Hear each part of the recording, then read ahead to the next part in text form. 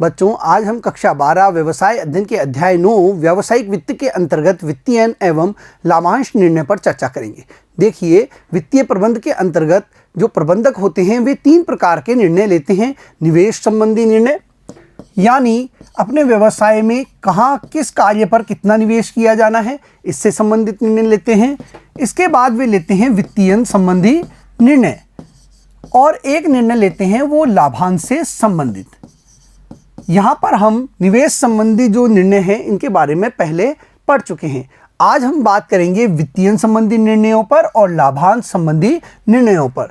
देखिए, जो वित्तीय प्रबंधक होते हैं वे ये देखते हैं कि किन स्रोतों से हमें अपने व्यवसाय के लिए वित्त प्राप्त करना है।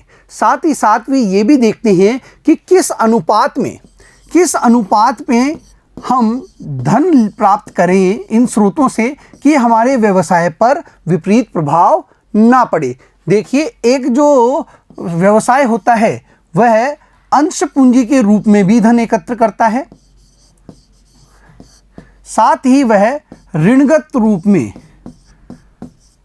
भी धन एकत्र करता है, ऋणों के माध्यम से भी धन एकत्र करता है। अंश पूंजी के रूप में वह समता अंशों के माध्यम से, पूर्वाधिकार अंशों के माध्यम से धन एकत्र करता है, और ऋणगत रूप में, उधार के रूप में वह ऋणों के विभिन्न बैंकों से, वित्तीय संस्थानों से वह ऋण के रूप में धन प्राप्त करता है, ऋण पत्रों के माध्यम से वह धन प्राप्त करता है। देखिए, यहाँ पर जो ये अंश पूंजी होती है इन पर लाभ होने पर जरूरी नहीं है कि लाभांश का वितरण किया ही जाए, लाभांश दिया जाए, यह निश्चित नहीं होता है। समता अंशों में जो भी निश्चित है वह दिया जाता है, उनका पहले अधिकार माना जाता है। और ऋणों पर देखिए, यहाँ पर लाभ हो या हानि हो, यहाँ पर ऋणों के ब्याज का भुगतान तो अवश्य करना ही होता है। साथ ही साथ निश्चित समय के पश्चात मूलधन का भुगतान भी अवश्य किया जाता है। और जो ये लाभांश है इससे संबंधित जब भी निर्णय लिया जाता है तो यह देखा जाता है कि लाभों का किस प्रकार बंटवारा किया जाए। देखिए बच्चों, जब भी लाभों का बंटवारा होता है तो यह देखा जाता है कि जो अंशधारक हैं उनमें लाभों को पूरा बांट दिया जाए, या फिर संचित आय के रूप में कुछ धन अपने पास रख लिया जाए जो कि भविष्य में व्यवसाय के अंदर पुनर्विनियोग में काम आए। तो यहाँ पर जो लाभांश का बंटवारा होता है वह एक तो अंशधारियों में करना, कि कितने लाभ का जो बंटवारा है वह अंशधारियों में किया जाए, और कितने लाभ का अंश संचित आय के रूप में व्यवसाय में रखा जाए। यह निर्णय बहुत महत्वपूर्ण हो जाता है एक व्यवसाय के लिए। अभी हम पहले वित्तीय संबंधी निर्णयों के बारे में चर्चा करते हैं, उसके बाद लाभांश संबंधी निर्णयों को देखेंगे। वित्तीय संबंधी निर्णय, यह निर्णय दीर्घकालीन स्रोतों से धन प्राप्त करके वित्त की प्रभावना के विषय में लिया जाता है। देखिए, जो प्रबंधक होते हैं वित्तीय प्रबंधक, वे दीर्घकालीन स्रोतों से धन एकत्र करते हैं। साथ ही साथ वे यह भी देखते हैं कि जो वित्त का प्रभाव है वह संगठन पर कैसा पड़ रहा है, क्या वह संगठन के लिए लाभकारी है, हितकारी है, या उससे संगठन को किसी प्रकार का नुकसान होगा। क्या इन स्रोतों से धन प्राप्त करने पर संगठन की जो संपत्ति है उस पर किसी प्रकार का प्रभाव तो उत्पन्न नहीं हो रहा है, संगठन को हानि तो नहीं हो रही है। इस बात को देखा जाता है, इस बात को पता लगाया जाता है, उसके बाद ही ये वित्तीय संबंधी निर्णय लिए जाते हैं। इसके अंतर्गत विभिन्न उपलब्ध स्रोतों की पहचान की जाती है। देखिए, पहले कार्य होता है विभिन्न उपलब्ध स्रोतों की पहचान करना, कि किन किन स्रोतों से हम वित्त प्राप्त कर सकते हैं अपने व्यवसाय के लिए। कोषों को जुटाने के लिए मुख्य स्रोत जो हैं एक कंपनी द्वारा अपनाए जाते हैं अंश पूंजी तथा ऋणगत निधियां है। देखिए, अंश पूंजी के माध्यम से कोष एकत्र किए जाते हैं, कोष जुटाए जाते हैं, साथ ही साथ ऋणगत निधियों के माध्यम से भी कोष जुटाए जाते हैं एक व्यवसाय में। अंशधारी कोष से तात्पर्य समता पूंजी तथा प्रतिधारित आय से होता है। देखिए, समता पूंजी यानी अंशों के माध्यम से पूंजी एकत्र करना, यह समता अंश के माध्यम से भी हो सकता है, पूर्वाधिकार अंशों के माध्यम से भी हो सकता है। साथ ही साथ प्रतिधारित आय, देखिए एक कंपनी जब भी लाभ अर्जित करती है तो उस लाभ में से वह कुछ हिस्सा अपने पास सुरक्षित रख लेती है, उसे संचित आय कहते हैं। और यह जो प्रतिधारित आय है, संचित आय है, इसका पुनर्विनियोग व्यवसाय में कर लिया जाता है। यह भी व्यवसाय के लिए धन एकत्र करने का एक आंतरिक स्रोत माना जाता है। अंशधारियों की निधि की ओर से कोई भी इस प्रकार की वचनबद्धता नहीं होती कि वे प्रतिलाभ या पूंजी का पुनर्भुगतान प्राप्त करेंगे। देखिए अंशधारी जब पैसा जमा कराते हैं तो ऐसी कोई भी वचनबद्धता नहीं दी जाती कि उन्हें लाभांश दिया जाएगा,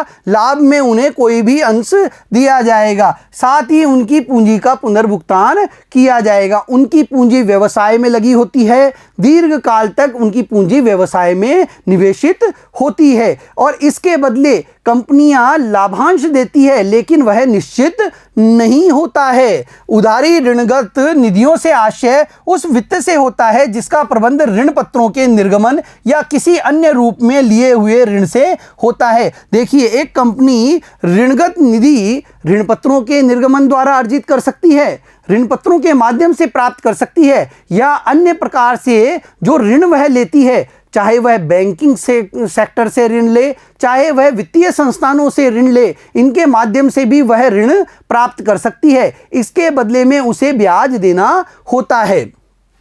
उधारी निधियों पर कंपनी को पूर्व निश्चित दर से ब्याज निश्चित रूप से देना ही होता है, चाहे कंपनी को लाभ हुआ हो या न हुआ हो। देखिए जब भी ऋण लिया जाता है तो कंपनी को एक निश्चित दर से ब्याज का भुगतान करना ही होता है। जो भी ब्याज है वह अगर 10% की दर से लिया गया है, वार्षिक की दर से, तो हर वर्ष 10% वार्षिक की दर से निश्चित समय पर उस ब्याज का भुगतान कंपनी को करना ही होता है, व्यवसाय को करना ही होता है। साथ ही साथ 10 वर्ष की अवधि के लिए मान लीजिए ऋण लिया गया है, तो जैसे ही 10 वर्ष पूरे होंगे वैसे ही मूलधन भी, जितना धन ब्याज पर लिया गया था, उधार लिया गया था, वह भी चुकाना होता है।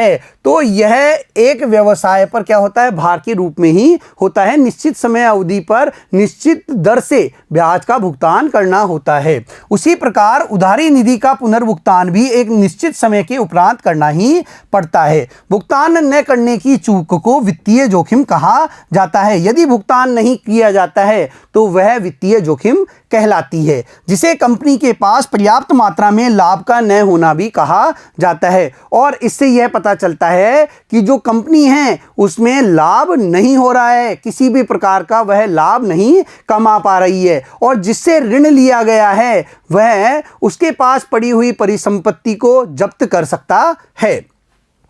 कंपनी को स्वयं निर्धारित करना होता है कि समता पूंजी निधि तथा उधारी निधियां कंपनी में किस अनुपात में रखी जाए, कि जो अंश पूंजी है वह किस अनुपात में वह अर्जित करे, प्राप्त करे, साथ ही वह ऋणगत कोषों से कितनी मात्रा में धन प्राप्त करे। यह उसे देखना होता है कि इन दोनों के बीच में क्या अनुपात रखे, और यह भी देखता है कि किससे प्राप्त किया हुआ धन संगठन के लिए लाभकारी होगा। एक कंपनी को वित्तीय निर्णय लेने में विवेक सम्मत होना चाहिए ताकि ऋण तथा समता का अनुपात उचित हो। एक कंपनी जब भी वित्तीय निर्णय लेती है तो उसे सारी बातों का अवलोकन कर लेना चाहिए कि समता अंश उसके लिए उपयोगी होंगे या ऋणगत कोषों से ऋण लेना उसके लिए अच्छा होगा। इन वित्तीय निर्णयों में ऋण, समता तथा पूर्वाधिकार अंश पूंजी तथा प्रतिधारित उपार्जन हो सकते हैं। देखिए इन निर्णयों को लेते समय उसे यह देखना होता है ऋणगत रूप में वह कितना धन प्राप्त करेगा, समता अंश पूंजी के रूप में वह कितना धन प्राप्त करेगा, पूर्वाधिकार अंश पूंजी के रूप में वह कितना धन प्राप्त कर रहा है, साथ ही साथ वह प्रतिधारित आय के रूप में कितना धन प्राप्त कर रहा है। वह इन स्रोतों से धन अर्जित करने के बारे में अच्छे तरीके से सोच विचार करके ही निर्णय लेते हैं। प्रत्येक प्रकार के वित्त की लागत का अनुमान लगाया जाता है। देखिए ये हमने पढ़ा था कि वित्त के जो भी विभिन्न स्रोत होते हैं उनसे धन एकत्र करने पर कुछ न कुछ लागत अवश्य आती है। तो वित्तीय प्रबंधकों को इन लागतों का भी अनुमान लगाना होता है कि किस स्रोत पर कितनी लागत वहन की जाएगी। ऋण सबसे सस्ता स्रोत माना जाता है। ब्याज पर कर की कटौती इसे और भी अधिक सस्ता बना देती है। देखिए, ऋण से धन एकत्र करना समता अंश पूंजी से धन एकत्र करने की अपेक्षा बहुत ही सस्ता होता है। बड़ी आसानी से हम ऋणगत स्रोतों से धन एकत्र कर सकते हैं। साथ ही साथ जो ये ब्याज हम भुगतान कर रहे हैं उस पर भी कर की कटौती होती है, जिससे यह ऋण और भी सस्ते हो जाते हैं। प्रत्येक प्रकार के स्रोत के लिए सहयोगी जोखिम भी पृथक ही होती है और जिस भी स्रोत से हम धन एकत्र कर रहे हैं उस स्रोत पर जोखिम भी अलग अलग होती है। किसी पर अधिक जोखिम होती है, किसी पर कम जोखिम होती है। प्रत्येक ऋण पर ब्याज का भुगतान करना आवश्यक है तथा परिपक्वता तिथि पर मूल का भुगतान करना भी आवश्यक होता है। देखिए, ऋणों पर क्या जोखिम है? ऋणों में ब्याज का भुगतान हमें अवश्य करना होता है, चाहे लाभ हो या नहीं हो, और निश्चित तिथि पर जब भी परिपक्वता तिथि होगी तब हमें मूलधन लौटाना ही होगा। जितना हमने धन ऋण पर लिया था वह अवश्य ही लौटाना होता है। समता अंशों पर लाभांश का भुगतान करना आवश्यक नहीं है, जबकि जो समता अंश हैं उन पर लाभांश का भुगतान किया जाना निश्चित नहीं होता है, यह आवश्यक नहीं होता है। अतः वित्तीय जोखिम वाली केवल एक राशि होती है जिसे ऋण वित्तीयकरण कहते हैं। अतः ज़्यादा जोखिम वाली कौन सी राशि हो गई संगठन के लिए? ऋण, क्योंकि उस पर ब्याज का भुगतान करना होता है और मूलधन भी लौटाना होता है। कुल वित्तीय जोखिम कुल पूंजी में ऋण के अनुपात पर भी निर्भर करती है और जो ये वित्तीय जोखिम है वह कुल पूंजी में ऋण का कितना अनुपात है, कितना हमने ऋण ले रखा है, इस पर भी निर्भर करती है। जब वित्तीय निर्णय लिया जाता है तो यह देखा जाता है कि वह उस स्रोत से व्यवसाय का कितना विकास करेगा। देखिए, जब भी वित्तीय प्रबंधक वित्त से संबंधित निर्णय लेते हैं कि हमें किस वित्तीय स्रोत से वित्त प्राप्त करना है, तब यह भी देखते हैं कि उस स्रोत से जो धन हम प्राप्त कर रहे हैं उससे व्यवसाय का कितना विकास होगा, वह व्यवसाय के लिए कितनी हितकारी साबित होगी, यह भी देखा जाता है। यह निर्णय व्यवसाय की कुल लागत और वित्तीय जोखिम को निर्धारित करता है और वित्तीय प्रबंध के अंतर्गत जो यह निर्णय लिया जाता है यह व्यवसाय की कुल लागत, कितनी लागत आ रही है और कितना वित्तीय जोखिम व्यवसाय उठा सकता है, इसको भी निर्धारित करता है।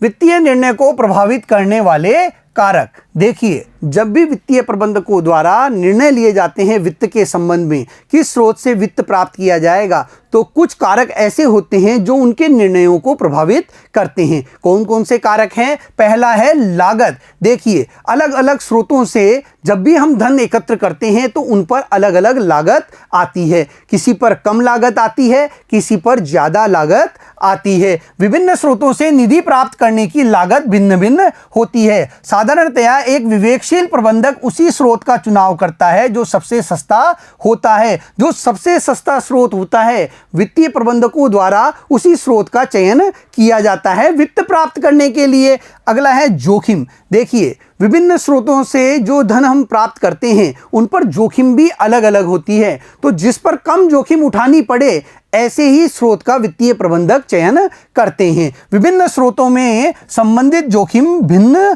होती है। प्रवर्तन लागत, जिस स्रोत की प्रवर्तन लागत अधिक होती है उसके प्रति आकर्षण कम होता है। देखिए, जिस स्रोत से हम अपने काम में लेने पर उसकी लागत अधिक आती है तो ऐसे स्रोत को हम काम में लेना नहीं चाहते। मतलब आसानी से हम अपने काम में ले लें, ऐसे स्रोत से ही हम वित्त प्राप्त करना चाहते हैं, प्रबंधक वित्त प्राप्त करते हैं। रोकड़ प्रवाह स्थिति, एक व्यवसाय के सुदृढ़ रोकड़ प्रवाह स्थिति ऋण वित्तीयन अधिक जीवनश्रम बना सकती है अपेक्षाकृत समता वित्तीयन स्थिति के। देखिए, एक व्यवसाय की जो सुदृढ़ प्रवाह स्थिति होती है उसको ऋण वित्तीयन के माध्यम से और अधिक प्रभावी बनाया जा सकता है, क्योंकि व्यवसाय में रोकड़ का प्रवाह निरंतर होता रहेगा, जबकि समता अंशों से वित्तीयन करना उस स्थिति में बहुत कठिन हो जाता है रोकड़ के प्रवाह को बनाए रखने के लिए। तो यह भी वित्तीय प्रबंधन को देखना होता है। स्थायी संचालन लागत, देखिए, हर व्यवसाय में स्थायी संचालन लागत आती है, जैसे भवन किराया देना, जैसे वेतन मजदूरी का भुगतान करना, जैसे यहाँ पर बीमा प्रीमियम का भुगतान करना, इंश्योरेंस जो संगठन कराता है उसका भी उसे समय समय पर भुगतान करना होता है। तो जो ये स्थायी संचालन लागत आती है यह व्यवसाय को हमेशा देनी ही होती है, तो इनको भी देखते हुए वित्तीय निर्णय लिया जाता है। यदि व्यवसाय में स्थायी संचालन लागत का स्तर ऊंचा है तो निश्चित रूप से इस स्थायी वित्तीय लागत को कम करना चाहिए और वित्तीय प्रबंधक इसे भी देखते हैं, इस लागत को किस प्रकार कम किया जाए, क्या कम किया जा सकता है या नहीं किया जा सकता, इसको भी उन्हें देखना होता है। साथ ही साथ वो इसके लिए भी वित्त की व्यवस्था करते हैं। नियंत्रण प्रतिफल, देखिए जब भी कोई संगठन समता अंशों का निर्गमन करता है तो उससे पहले के जो अंशधारी होते हैं उनका संगठन पर नियंत्रण कम हो जाता है, उनका नियंत्रण प्रभावी होता है। समता अंशों का निर्गमन अधिक मात्रा में कर दिया जाता है तो व्यवसाय पर प्रबंध का नियंत्रण ढीला हो जाता है। ऋण वित्तीयन में ऐसी परेशानियां नहीं आती और ऋण वित्तीयन में इस प्रकार की कोई परेशानी नहीं आती है। पूंजी बाजार की स्थिति, पूंजी बाजार की दशा भी निधि स्रोत के विकल्प को प्रभावित करती है। कोई संगठन वित्त के स्रोत के रूप में किस स्रोत का चयन करे यह पूंजी बाजार की स्थिति पर भी निर्भर करता है। यदि पूंजी बाजार की स्थिति अच्छी है, समता के अंदर लोगों के निवेश करने में रुचि है तो अधिक से अधिक व्यवसाय अपने समता पूंजी के माध्यम से धन एकत्र करना चाहेंगे और वे समता अंशों का निर्गमन करते हैं। लेकिन यदि बाजार अवनति की ओर है, नीचे जा रहा है, तो ऐसी स्थिति में कोई भी व्यवसाय समता अंशों के माध्यम से पूंजी एकत्र नहीं करना चाहेगा। जिस समय स्टॉक बाजार में प्रतिभूतियों का मूल्य बढ़ रहा होता है उस समय बहुत से लोग समता में निवेश के लिए तत्पर रहते हैं। किसी भी कंपनी के लिए अवनति मार्केट की दशा में समता निर्गमन का कार्य कठिन होता है। जब भी अवनति होती है उस समय समता अंशों के माध्यम से समता अंशों का निर्गमन करके धन एकत्रित करना कंपनी के लिए बहुत कठिन हो जाता है।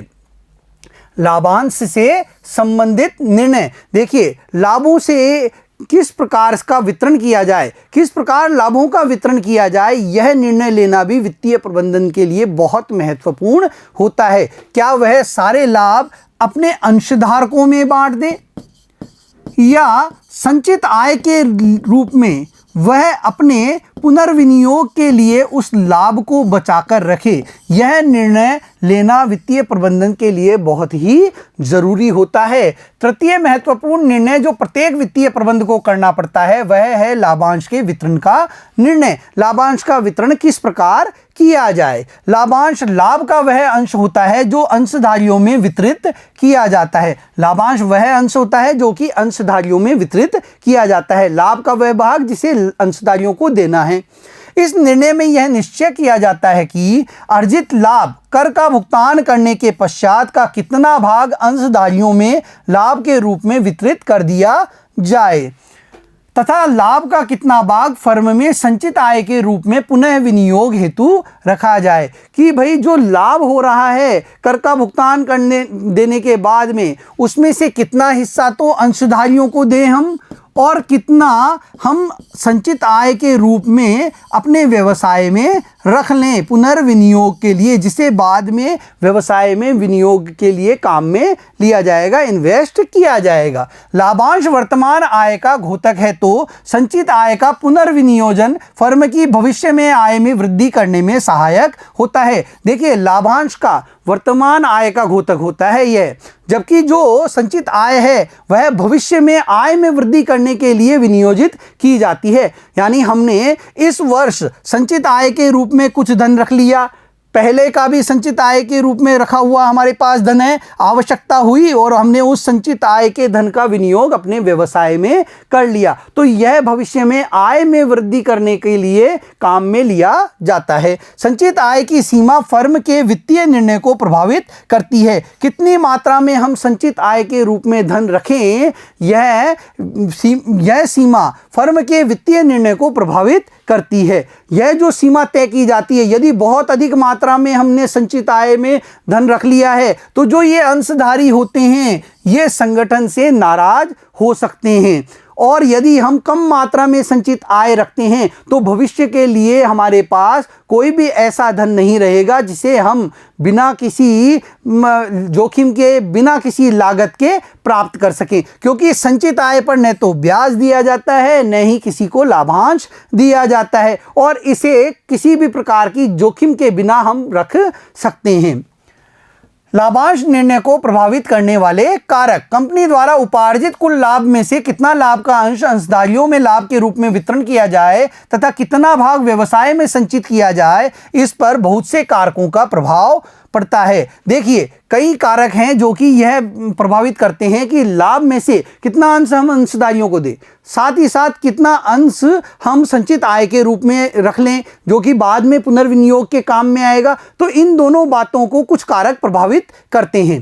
पहला है उपार्जन, अर्थात कितनी हमारी आय हो रही है, अर्निंग कितनी है। लाभांशों का भुगतान वर्तमान एवं भूतकालीन उपार्जनों में से किया जाता है। देखिए, लाभांश का भुगतान जो होता है वर्तमान में कितनी अर्निंग हुई है, साथ ही साथ पहले हमारी कितनी अर्निंग है उसमें से किया जाता है। उपार्जन का स्थायित्व, जो अर्निंग्स हो रही है वो स्थायी रूप से हो रही है या नहीं हो रही है, यह भी इस लाभांश वितरण के कार्यक्रम को, लाभांश संबंधी निर्णय को प्रभावित करती है। यदि अन्य बातें समान रहे तो एक कंपनी जिसकी उपार्जन क्षमता स्थायी है तो वह अधिक लाभांश घोषित करने की अवस्था में होती है। देखिए, यदि हमारी जो अर्निंग्स हैं वो स्थायी है तो हम अधिक मात्रा में लाभांश की घोषणा कर सकते हैं। यदि लगातार हमारी अर्निंग्स होती रह रही है तो हम उनमें से कुछ हिस्सा लाभांश के रूप में घोषित करते रह सकते हैं। इसके विपरीत यदि कंपनी की उपार्जन क्षमता अस्थिर है तो वह संभवतः कम लाभांश देगी।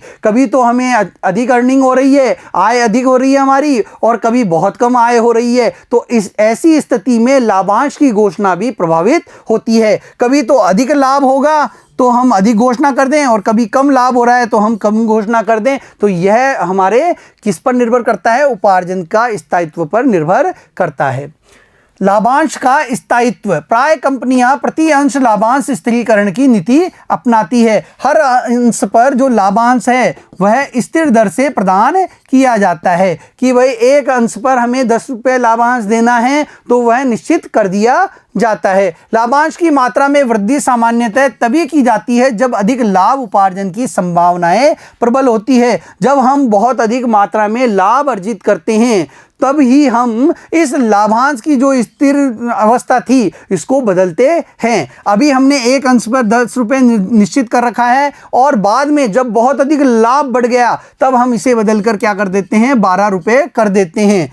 तथा वह संभावना भी केवल चालू वर्ष की ही नहीं होनी चाहिए बल्कि भविष्य में भी चलती रहनी चाहिए। और यह कब किया जाता है, जब यह हमें पता रहे कि आगे वाले वर्ष में, इस वर्ष में तो है ही, आगे वाले वर्ष में भी हमें लाभ होगा, तब हम इस दर को क्या कर सकते हैं, बढ़ा सकते हैं। 10 रुपये से हमने 12 रुपये तो कर दी, कब की, जब हमें यह पता है कि अगले वाले वर्षों में भी हमारा जो लाभ है, लाभांश है, वह आगे बढ़ता रहेगा, बहुत अधिक लाभ हमें प्राप्त होता रहेगा।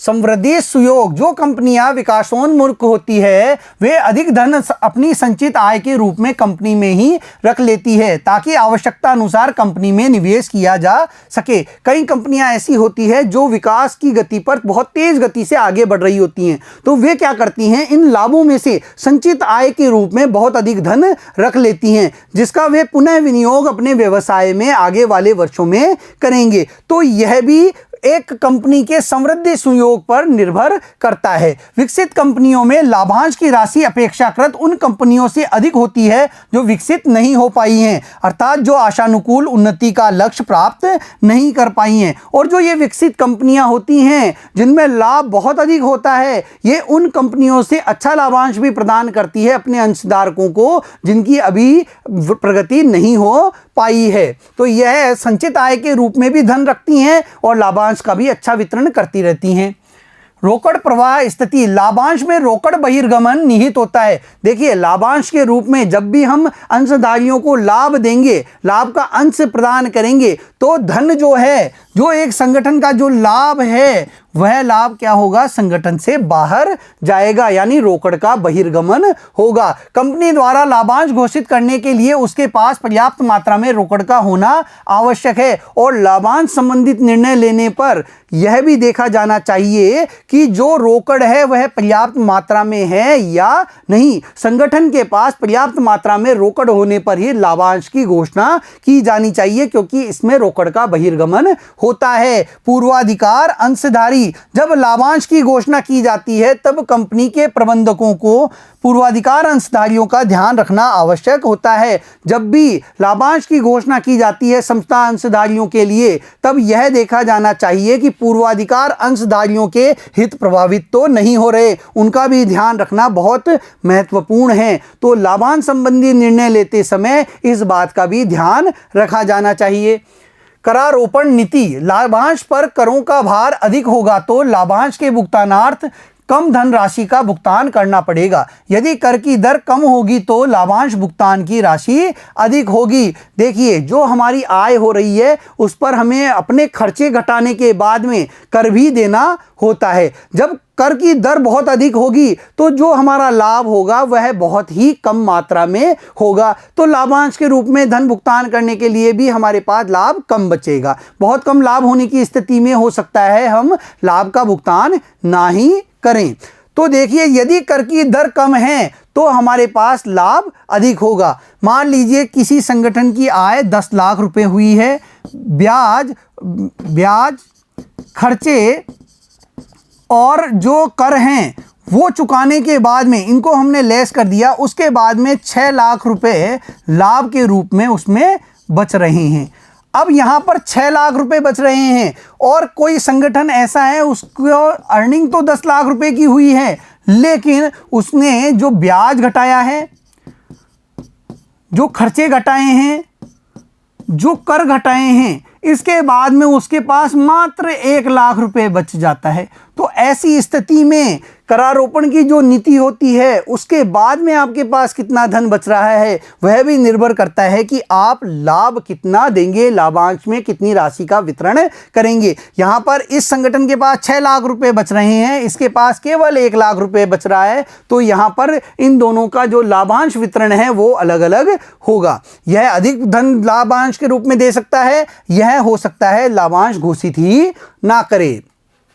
शेयर बाजार प्रतिक्रिया, निवेशक लाभांश में वृद्धि को एक सुखद सूचना के रूप में लेते हैं तथा शेयर बाजार में कीमतों की प्रतिक्रिया भी सकारात्मक होती है। यदि कोई संगठन लाभांश की घोषणा करता है तो उसके शेयर बाजार में जो समता अंश हैं उनकी मूल्य में, बाजार मूल्य में वृद्धि होती है। जो समता मूल्य अभी मान लीजिए 10 रुपए का है, लाभांश की घोषणा करने पर उसके मूल्य में वृद्धि होती चली जाती है। कंपनी के लिए, व्यवसाय के लिए एक अच्छा माहौल शेयर बाजार में बनता है। लाभांश की मात्रा में कमी होने से अंश के मूल्यों पर शेयर बाजार में प्रतिकूल प्रभाव पड़ता है और यदि इस लाभांश की घोषणा कम की गई, लाभांश क्या है कम घोषित किया गया या नहीं घोषित किया गया, तो ऐसे समय में हो सकता है जो मूल्य है उसमें गिरावट आ जाए। बाजार में उस व्यवसाय की जो छवि है वह खराब होगी और उसके शेयरों का जो मूल्य है उसमें गिरावट आ सकती है।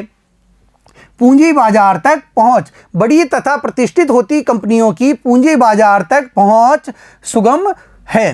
देखिए, कंपनियां पूंजी बाजार से, जहां से वह अपनी दीर्घकालीन वित्तीय जरूरतों को पूरा करती है, वहां तक आसानी से सुनिश्चित कर लेती है अपनी पहुंच को। ये कंपनियां अपने अंशधारियों को अपेक्षाकृत अधिक लाभांश का भुगतान करते हैं उन कंपनियों से जो आकार में छोटी होती हैं तथा जिनकी पहुंच पूंजी बाजार तक कम होती है, और ये अपने अंशधारियों को अपेक्षाकृत अधिक लाभांश का भुगतान कर देती हैं अन्य कंपनियों की तुलना में।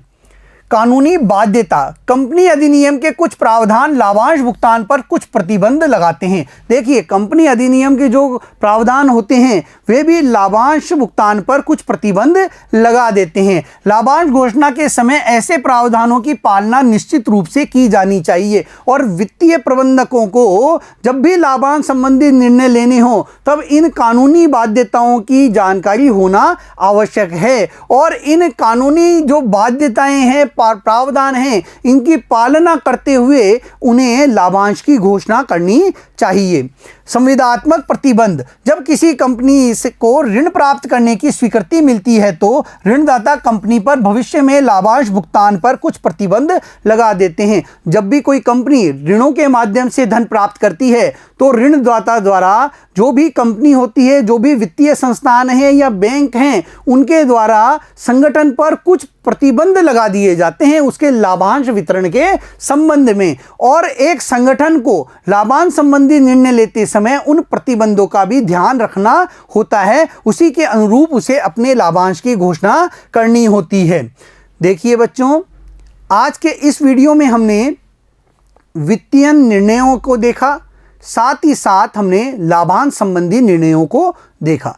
एक संगठन को कहां से वित्त प्राप्त करना है, किन स्रोतों से वह वित्त प्राप्त कर सकता है, यह निर्णय लेना बहुत ही महत्वपूर्ण होता है उस संगठन के विकास के लिए, उस संगठन के भविष्य के लिए। साथ ही साथ वह संगठन जब भी लाभ प्राप्त करता है तो उसका लाभांश वह अपने अंशधारियों में किस प्रकार से वितरित करे, साथ ही साथ संचित आय के लिए वह किस प्रकार से वह धन रखे, यह निश्चय करना भी, यह निर्णय करना भी बहुत महत्वपूर्ण हो जाता है। अगले वीडियो में हम फिर मिलेंगे। धन्यवाद।